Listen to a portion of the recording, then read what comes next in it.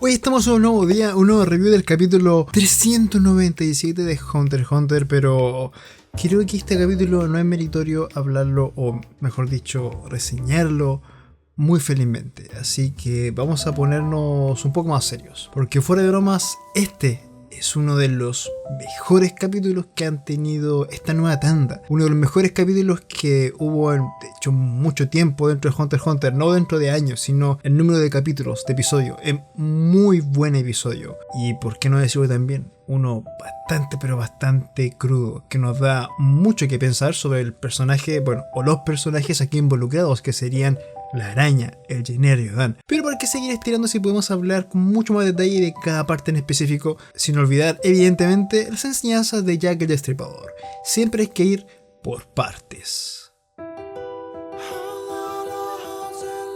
El capítulo 397, titulado Formación Parte 3, comienza con la resolución del problema que había quedado la semana pasada. Recuerdan que los chicos habían estado conversando sobre que le faltaban capítulos, sobre qué estaban haciendo, que Sarasa tenía una pequeña parte, pero que ella había ido al bosque. Bueno, pues Sarasa había ido, encontró la cinta que faltaba para poder hablar con ellos, pero quedó la ventana abierta a que unos hombres que raptaban estaban ahí, en ese lugar, y habían dicho que nos faltaba una persona para poder irse a sus casitas. Y eso sucedió. Pero antes de continuar con esto, porque esto se ve un poco más adelante del capítulo, se puede ver a Kroro que está conversando con sus amigos. Dicen que Nobunaga y Franklin siempre son los últimos en llegar, haciendo un guiño un tanto cómico con su llegada en York-Chin, en el arco de York-Chin, pero también nos hablan de que Sarasa no lo hace y ella no ha aparecido desde el día anterior. Así que todos están preocupados. Recordemos que ella, Sarasa, era una de las menores junto con Kroro y junto con quizás Machi, pero no estaba. Nadie sabía de ella. Nadie sabía nada. Y así empiezan a preocuparse, empiezan a hablar y la función está por comenzar. Todos los miembros muy preocupados y Kroro hace lo que un buen líder tiene que hacer en ese momento.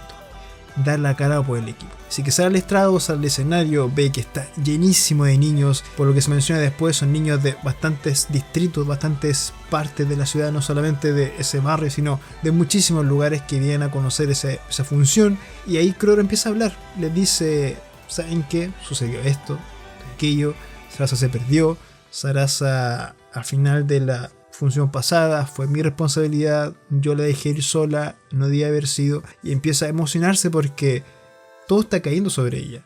En el momento en que empieza a explicar que muchos niños han sido raptados, que muchas cosas malas están apareciendo, de que muchos niños han aparecido muertos, su cara se empieza a destruir completamente. Pero no es cuando él empieza a decir que tiene que cancelar la función porque tienen que ir a buscarla, que los niños, su público, que él pensaba que eran ajenos a ellos, que simplemente lo veían como espectadores, se levantan. Y uno empieza a decir, yo también te ayudo a buscar, Rojo. Otro, también Kroro, yo también ayudo a buscar. Ubugin dice, vamos todos a ayudarlos. Siendo ese momento crucial en el que ya Kroro no puede juntar más esa apariencia estoica, no puede de ninguna manera seguir juntando esas apariencias. Se rompe.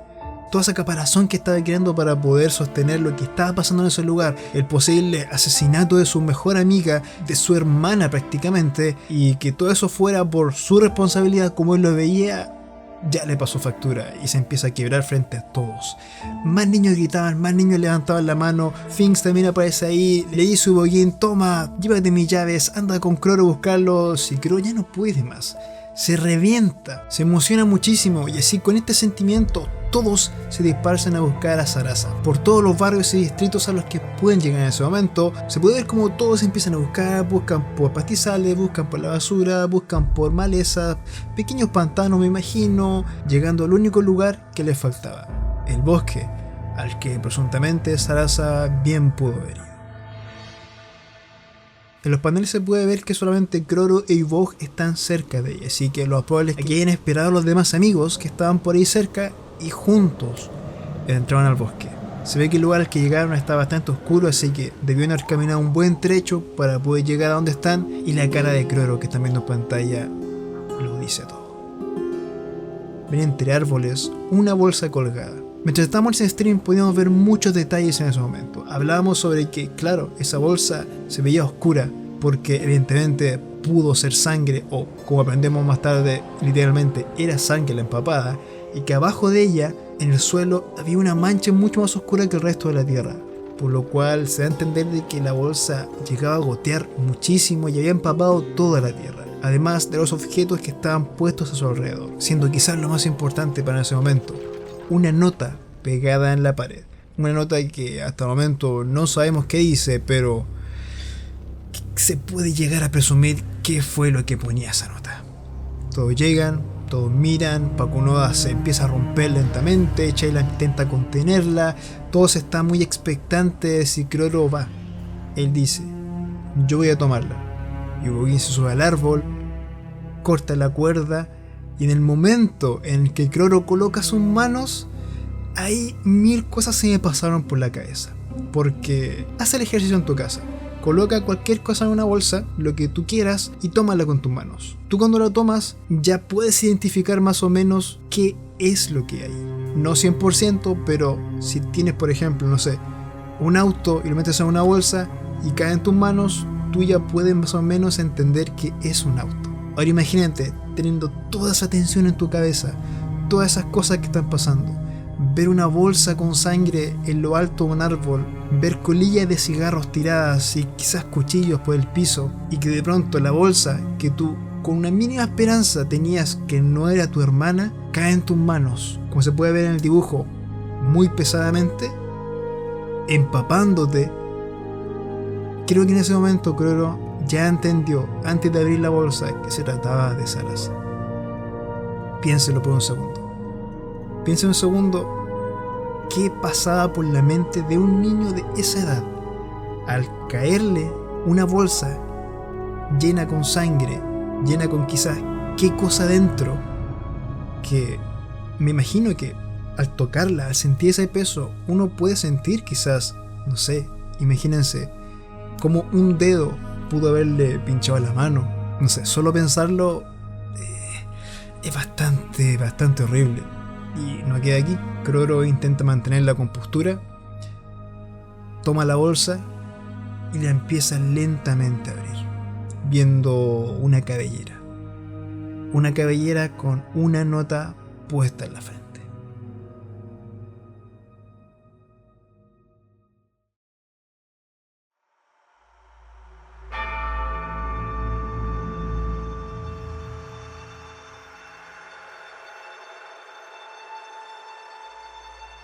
Nobunaga es el primero en dar el paso, y es él el que pregunta, ¿Kroro era Sarasa? Finks solo atina a decir ¿Kroro?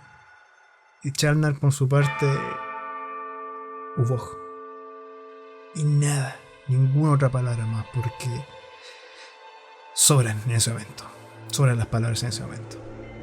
La cara de Kroro dice todo. Ubogin le pregunta qué decía esa nota, le insiste, lo toma del cuello, lo zamarrea, pero Kroro dice que no se lo va a decir, por nada del mundo, ni aunque lo mate le va a decir, ni aunque lo mate, ni aunque lo torture le va a sacar las palabras. Así que a nosotros nos deja también con la incógnita de qué decía esa nota, qué es lo que ponía y qué era tan horroroso o grotesco o desagradable para que Kroro ni siquiera tuviera el valor para poder soltar esas palabras y explicar qué es lo que ponía ahí. Así que solo nos queda a nosotros elucubrar teorías, quizás indicaciones o nombres. No lo sabemos, pero hasta el momento eso va a quedar en la cabeza de un pequeño Kroro, que día a día le va a ir jodiendo y minando y picando la cabeza hasta llegar a una conclusión que todos conocemos y volverse el hombre que ya todos conocemos. Ubog en su ira y desesperación lanza a Kroro, y la única persona que se preocupó por la bolsa y que no se salió de sí, o bueno, que no se salió de sí entre comillas, fue la más pequeña. Machi le dice a Ubog, no vas a dejar a Sarasa atrás. Y va, camina hacia Sarasa, hace la bolsa y le empieza a hablar. Muy tierna, inocente y tétricamente. Le dice, date prisa a Ubog, llevémosla a casa, llevemos a Sarasa a casa. Y le dice a ella, o se lo dice a sí mismo, o se lo dice al aire, debió ser doloroso, debiste tener mucho miedo. abrazando la bolsa, abrazando lo que para ella hasta hace unos días había sido, como se menciona en las páginas, una literal hermana, la más pequeña del Ryodan, es la que está haciendo eso mientras todos se sacan de quicio. Bastante fuerte, bastante fuerte, bastante fuerte. En ese momento en el stream se puede notar en la grabación, quizás no mucho porque había algunas partes que YouTube me censuró, pero se puede ver que mi voz se tiende a romper un poco porque uno se coloca en esa posición. Yo que tengo hermano menor, por ejemplo, si pasara por eso, yo no sé cómo respondería. No sé si yo respondería como Croro y entraría en un pánico paralizador, o respondería como Vogue y entraría en una ira desmedida, o respondería como Pakunoda y entraría en llanto descontrolado, o como Sheila en intentar sostener a alguien para así de alguna manera ocupar su mente en eso, o como lo hacían los demás que estaban como impactados y choqueados y no sabían qué hacer, o como Machi que intentaba negar lo que pasaba. No lo sé, y mucho menos a la edad que tienen ellos. Llega a ser incómodo de solo pensarlo. Y la verdad es que yo siempre digo en mis videos, hagan el ejercicio de pensar en esto, pero esta es la primera vez en que no hagan el ejercicio de pensar en esas cosas. Porque si bien alimentaría mucho más el capítulo, mucho más la empatía con los personajes, no vale la pena. No vale la pena. Ya es muy complicado de por sí como para complicarlo nosotros mucho más. Así que el capítulo continúa. Pasan quizás unos días y se ve a Sarasa que su cuerpo está completamente compuesto. Se ve bonita, como dicen los amigos, se ve como si estuviera viva. Empiezan a hablar ya todos más compuestamente, más tranquilamente. Le están poniendo flores, se ve como Feitan, como es el más pequeño en estatura, se tiene que subir un poco más, se puede ver como tiene una cinta, la última cinta que grabaron, se puede ver como Vogue le da un beso, quizás al aire, o quizás a Sarasa, o quizás a la cinta, para que ella se vaya con eso, con el trabajo que los unió como amigos, como en el trabajo que tanto todos querían y que sintieron amor por aquello. Gracias a Sarasa, que era el corazón del grupo, la raíz que los unía a todos, el tronco que los unía a todos. Y ahí el sacerdote le empieza a comentar que, bueno, la recomposición vino por parte de una mujer muy interesante y que entra en escena.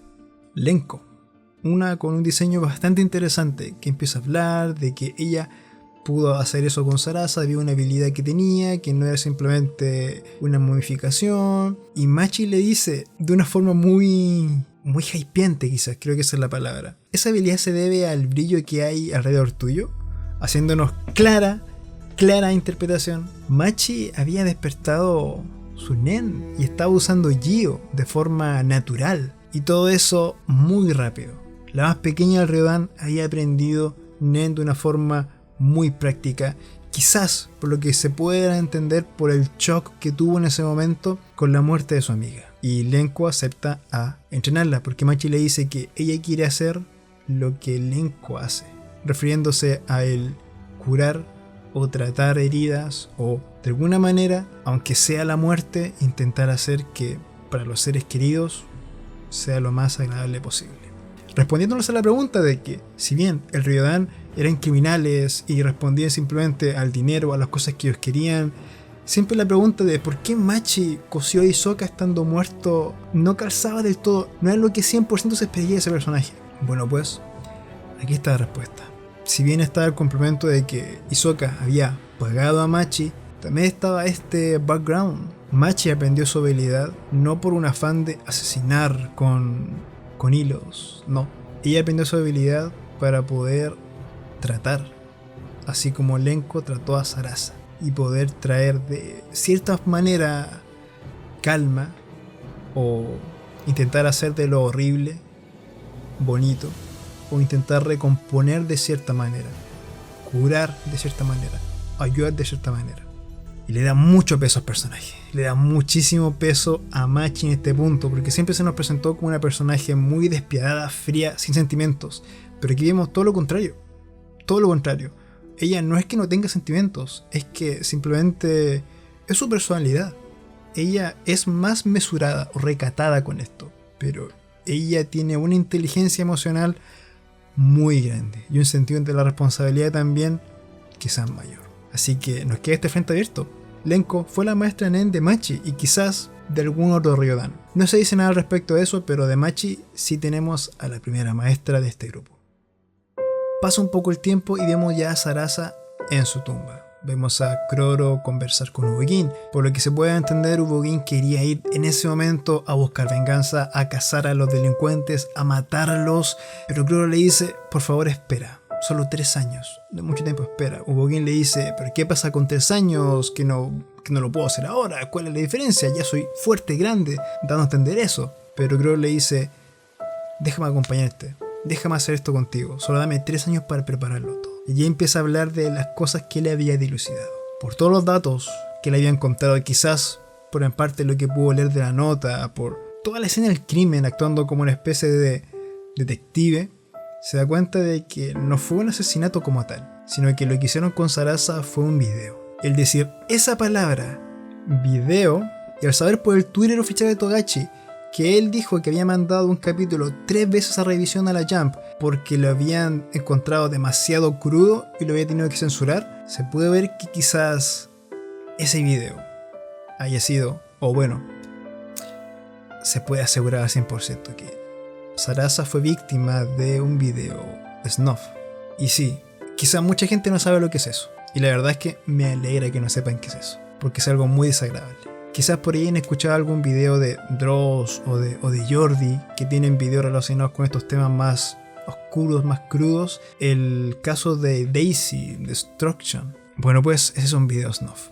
Y sabiendo que Sarasa fue víctima de uno, participó como protagonista, como víctima de uno, y que apareció desmembrada, y que Machi dio indicio a que le dolió mucho. Bueno, es obvio que Machi no sabía eso, pero si Togashi escribió que Machi dijo eso es porque se da a entender de que sí fue una situación en la que Sarasa sí se puso en un punto en el que sufrió muchísimo. Y si fue un video, lo más probable es que la desmembraron, o lo que sea que haya pasado, haya sido mientras ella estaba consciente.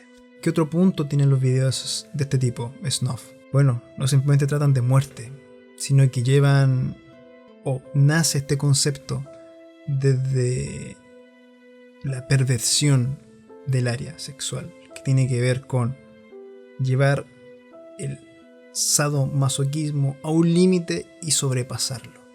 Y aquí es donde nace este punto. Bueno, creo que no tengo para qué dar a entender mejor lo que quiero estar diciendo y de qué cosa fue partícipe Sarasa, qué le hicieron, qué pasó con ella. Creo que se da a entender de las pocas cosas que dije qué fue lo que le pasó a ella. Y lo peor todavía, o no peor, pero sí complicado el asunto, es que Kroro lo supo. Kroro, su corta edad, supo lo que había pasado a su hermana. Y por eso no comparto su forma de actuar presente. Pero sí entiendo ahora perfectamente cómo un niño tan bueno que se nos veía en el primer capítulo de este pasado pudo llegar a convertirse en el ser tan despiadado que vemos en los últimos capítulos en los que apareció en este arco del barco ballena. Tiene sentido, porque después la conversación con Ubog continúa. Y él dice que básicamente quiere crear un entorno ilegal donde la gente que tenga este tipo de materiales tenga un lugar para poder compartirlos. Haciendo alusión a que en ese mundo el Ryodan creó su versión de la Deep Web. Pero más importante que eso, empieza a hablar de que cuando los obtenga, cuando los logre identificar, los va a cazar.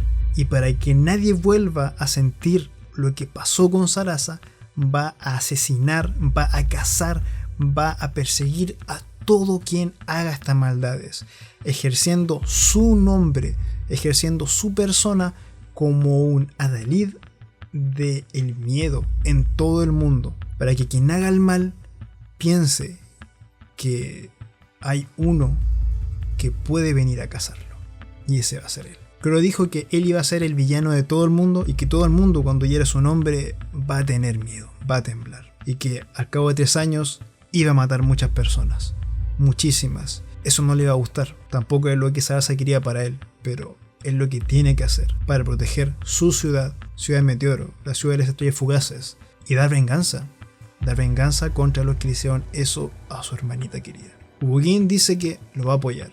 Croro le ofrece, para que vean, este punto es muy importante, para que vean la importancia de Ubogin en el arco de Yorkshire y que de verdad Croro sintió toda esa pena que se mostraba cuando hizo el Requiem. Croro le dice a Ubogin que él fuera el líder, que Ubog fuera el líder, pero él le dice que no, que Croro es el indicado. Y todos también levantan su mano haciendo alusión a que todos los que están ahí presentes van a participar. Croro le pidió a Ubogin, y Ubogin fue el catalizador para que todos los que estaban ahí también lo apoyaran, porque si el más fuerte, el más grande, el más maduro y el más leal y poderoso estaba dispuesto a servir a Croro, los demás por consecuencia, si es que tuvieron alguna duda alguna vez, se les fue por completo. Así que sí, esto le da un peso infinitamente grande a la muerte de este personaje en el arco de Yorkshire, porque toda y cada una de las muertes que se puede ver en ese punto, en ese arco, cuando Croro hace el Requiem, no las comparto, pero sí las llego a entender. O incluso entiendo muchísimo más cuando Nobunaga estaba iracundo, llorando, pidiendo venganza a toda costa contra Kurapika, y Croro le dice que no lo haga personal, porque sabía que su cruzada de sangre, su cruzada que ha llevado sufrimiento a tantas personas, partió por eso, por hacer un asesinato personal, por la venganza. Así que estos detalles, si antes Yorkshire era espectacularmente grande, con este detalle ahora se hace un arco increíble,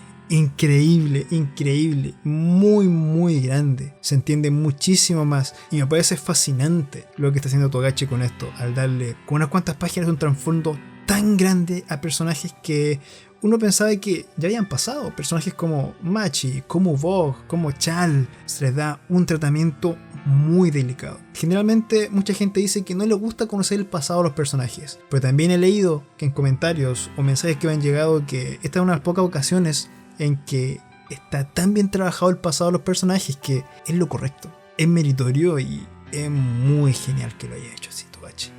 Pero el capítulo no termina con eso, porque en su conversación Ubogin dice que si él seguir ese camino, él lo va a seguir.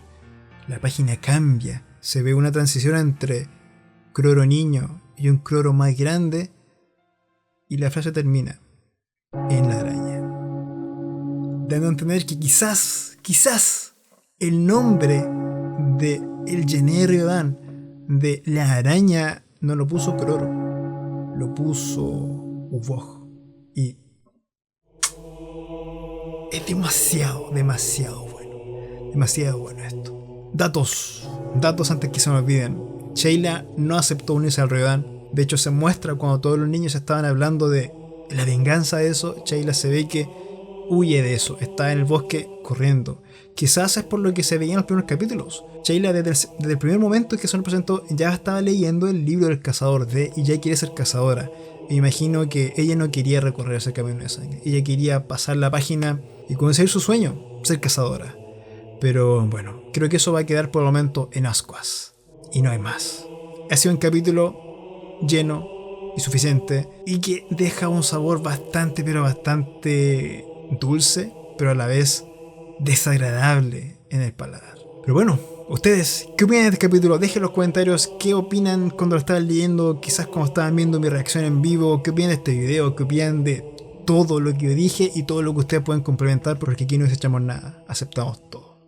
Dicho eso, les recuerdo que pueden seguirme en mis redes sociales que están apareciendo aquí en pantalla y que, si son amables, pueden suscribirse a este canal y darle un like. Además, les doy gracias a todas las personas que son miembros de este canal y también que son suscriptores en el moderado.